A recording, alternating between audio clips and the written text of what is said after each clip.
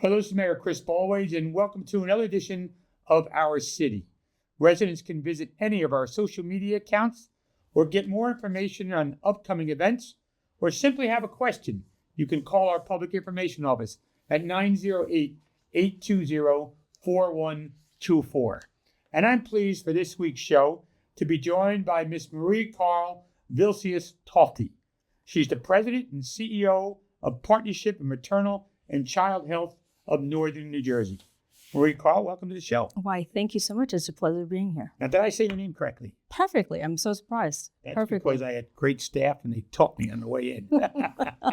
Good job. Good job. So, okay, if I call you Mariekarl? Absolutely. So tell me about yourself first. So I am a native New Yorker. I like to say that because I've been in Jersey for about 10 years or so, maybe 11 years. So you haven't grown to the Jersey attitude yet then?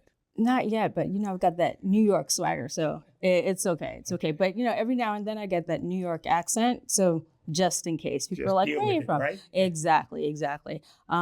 Love Jersey. Even though New Yorker. 2 kids, 16 and 19. So that's good. Teenagers. I've been through So that. yeah, so maybe you can give me some pointers about that. Mine's going to be 25, so. So you can definitely give me some pointers. Yeah. I am a nurse, once a nurse, always a nurse. I love the partnership, maternal and child nurse. Love everything about maternal and child. So that is wonderful that, I'm running this awesome organization. What else about me? Love to travel. I love seeing Jersey. We're going And to start outside calling you a Jersey? Jersey girl pretty soon. Not yet. Not yet. Still from New York. From New York. Yeah, and all good things. So where are you a nurse? I, of course, started in New York. And then when I moved to Jersey, I was at, where was I? Jersey City Medical Center. Okay. Jersey City. So how did you get involved in the Partnership for Maternal and Child Health? Is that something you do on the side from nursing, or is that No. full-time position? Well, when I started at Jersey City Medical Center, being part of maternal and child health, we had to be part of a consortium. So there are 3 of them in New Jersey. The partnership is the northern part, and then there's central, and then there's southern. So I was part of that. Okay. So just learning about the partnership and what they do throughout the community, I just happened to naturally, be part of that and learn more about it. And then when the CEO was leaving, I threw my hat in the ring. And lucky enough. So you were being a nurse, and then you were doing this, and with it, and Yeah. now you're the CEO of this organization. I am, wow. And you're the CEO of North Jersey or the state? How does this all work? So what it is we are the Partnership for Maternal and Child Health of Northern New Jersey. So everybody calls us Northern because there's North, Central, and South. So there are 3 consortia. So we are licensed by the state of New Jersey to exist. And we, at the Northern Partnership, covered the 8 counties of Northern New Jersey. So within those 8 counties, we have 23 hospitals on our membership board and 3 birthing centers. So they're part of our membership. So what we do with all of our constituents, we cover about 51% of the state. And those hospitals, all of those hospitals that have maternal health programs, maternal health units, they have labor and delivery. We help them coordinate their care. We have their vital statistics. We provide them with education and standardized information in terms of... How do you get your funding, Mariekarl? Well, a lot of our funding with state and federal programs, they come from state and federal programs, and then we have some private funders also. So we have about 30 different programs that we help support maternal and child health. So it's focused on changing the paradigm in maternal health. Can you explain what exactly that means and why? So it's pretty much kind of like what you Big do. words, right? I know. Yeah.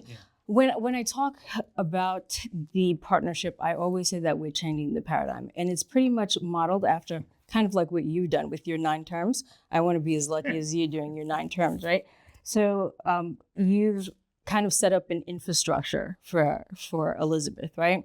And you've changed the infrastructure, you looked at community health, you've changed so many different things, which is basically what we're doing here. We want to make sure that not only people are able to survive but thrive. So we educate them about maternal and child health. We make sure that we empower them, and we make sure that we advocate for them, for their health, so that the misinformation and disinformation that's out there is just noise to them. And when they get to the doctor, they can say, listen, this is what I know. Tell me, what are the benefits? What are the risks? So they're more educated people when they get to their health. So they know that the decisions that they can make when it gets to their health. So we give them the foundation, and then we also give them the scaffolding so that they can thrive and be healthy. When you say people. we give them the foundation, is this a one-on-one situation? Or Sometimes it's one-on-one. So we have, like I said, 30 different programs within the counties that we cover. So specifically for Union County, and if we're talking about Elizabeth, when we're promoting healthy families and pregnancy, we have, say, Nurse Family Partnership, which is an evidence-based program for women who are having their first child. They're below 28 weeks gestation, and they're in a certain income level. So we go in and we're with them for 2 years. So we support them throughout the whole 2 years. We support them with breastfeeding. We support them with education. We answer all of their questions, not only their questions, but their support people. So their significant other, whoever else is in the household. So we dispel myths. So if grandma's saying, here, give them Caro syrup, give them honey. No, you can't do that. Or if grandma's giving some advice that's grandma's remedies, right? Grandma's remedies or in-laws remedies, things that are not so, sound anymore, but you don't want to cause a rift between you and your in-laws. We swoop in and we're like, hey, let's educate the entire family. So we give them that support. So it could be one-on-one for 2 years, or we can have a great program called the doula program, which is Healthy Women, Healthy Families. That's another program that we have, that they have postpartum doulas, and that doula stays with them for about a year, where we come in and we give basic lactation support, because we know breast is best, but if you can't breastfeed, we help you with other alternatives. So those are 2 specific programs that we have, but we have so many other programs like emotional well-being. When our daughter was young, I just had to nudge my wife. So that was great. I didn't have to worry about getting up in the middle of the night. And then you just took the grandkids for ice cream, right? No, we don't have grandkids yet. No, not yet. I know. So that's that was a good thing. But does ethnicity, race, or any other issues play a role here as far as education goes? Well, and tell us about that. Well, what we do at the partnership, I'm so happy to say that almost all of our employees come from the community. So we cover the 8 counties of northern New Jersey. We make sure that You're dealing with language issues as well? All of the languages we cover. We have Arabic speaking. We have people that speak Korean. We have Haitian Creole. We have African languages. Of course, we have Spanish. And if we don't, we have translational support lines that we use. So we do know that when you have someone who speaks your language and looks like you're more at ease, right? And they understand your culture. So my parents are Haitian. If someone were to tell me that I can't eat rice every day, I'd be like, well, what am I going to do? So you have to give me an alternative as to what am I going to do? You can't just tell me, stop eating this or stop doing that. What does it look like? So you have to have some kind of cultural humility, right? So our employees come from the community so they can relate to the community. So when we talk to our community health workers, they're from the community. So they speak the language. They can entrench themselves in the community. And that makes a huge difference when someone can come in and say, hey, no, I know what you're talking about. I understand. And this is what the doctor is saying. This is the journey that they want you to go on. And it gives you a healthier perspective. So we're partnering with you on April 3rd, correct? Yes, you are. For an upcoming event. What should a guest expect at this event? So you are partnering with us for a movie called Toxic, A Black Woman's Story. That is really important to really raise the consciousness and the awareness of what's happening in New Jersey specifically, but mainly in the United States with the disparities for Black and brown women in the United States. White women are 3 times more likely than Black women to go into the hospital to have a baby and come out successfully and survive, as opposed to Black women are in New Jersey, 7 times more likely to die from 84% preventable birth complications. 84% preventable birth complications than white women. That's horrifying. That is horrifying. So this particular movie just tells you about the day-to-day. It's about an African-American woman. It's based on a true story. It is based on an amalgamation of true stories. Okay. Yeah. It's an African-American woman who is well-to-do, and just one day in the life of the daily things that she goes through. So we see this movie. It's about 26 minutes. And we talk about the misnomers that happens in the movies, and we talk about solutions and things that you should ask your doctor about. So we have a community conversation. I noticed you said in this beginning, you said well-to-do. Mm-hmm. And still That's very important. That's very important. That's okay. Explain it. And it is very important because when we talk about deaths and we talk about disparities in healthcare, everybody has a certain picture in their mind about what disparities look like. They think that you don't have access to healthcare, which we know is a problem in New Jersey, right? We know that we have maternity deserts, but when we specifically talk about the death of Black and brown women, we know that the economic average is about $125,000. This is how much the women are making. And we also know that they are college educated women. So we know that economics and schooling has really nothing to do with it, because these women have access. They have access. It's not people that don't have access to healthcare and they don't have money and they don't have education. So that is the misnomer that people think. They're like, oh, these people, are not going to the doctor. They don't care about their health. No. That is not true. So yes, they may have some comorbidities, but it's really the structural and social determinants of health that are really a barrier. So we're trying to raise awareness so people, when they go to the physician and they're not being heard. So we know women in general are not being heard. So when somebody says, oh, I have a headache, they go, oh, but you're pregnant. Yes, I'm pregnant, but I still have a headache. I still have a headache, right? So when somebody says, I have a headache, listen to her.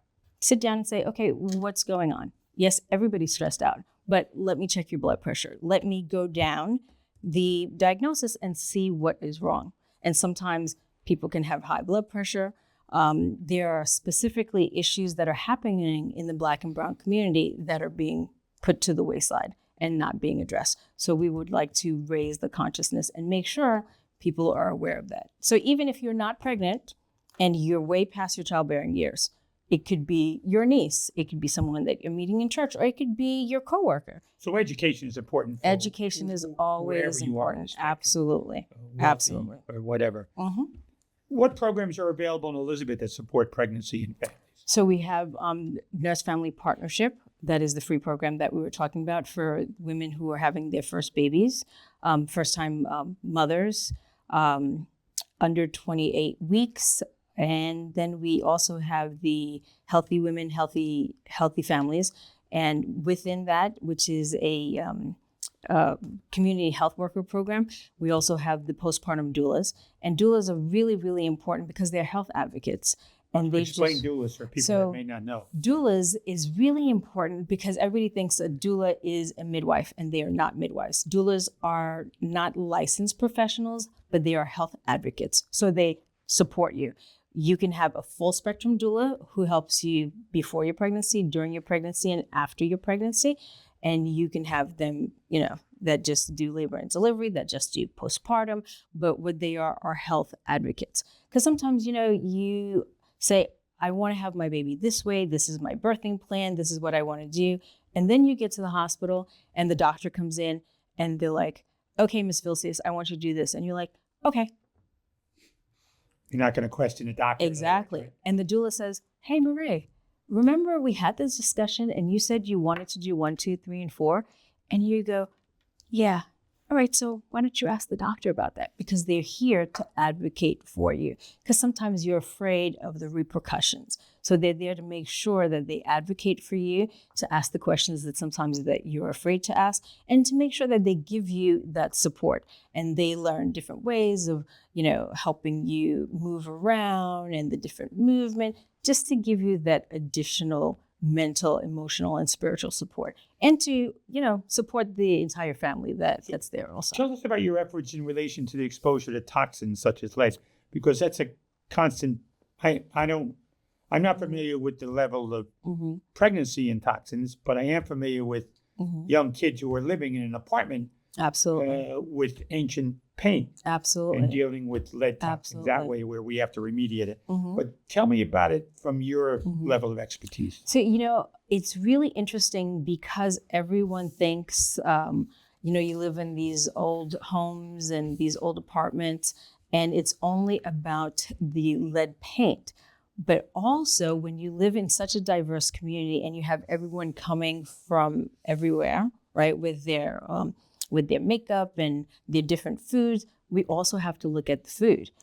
When we look at the different spices from other places, sometimes they're very high in toxins and they're very high in lead. Sometimes the makeup is very high in toxins and very high in lead. And the snacks also are very Sometimes high. the containers are transported. Absolutely, absolutely. So what we do in our CLIP program, in our lead program, is we partner with Union County and the Departments of Health and other community organizations, and we go out to the different communities and we inform the communities about that. And some of the communities had no idea. Even we at the partnership had no idea until we started, delving into what's going on in different communities and informing the participants, hey, this makeup that you're using has lead in it.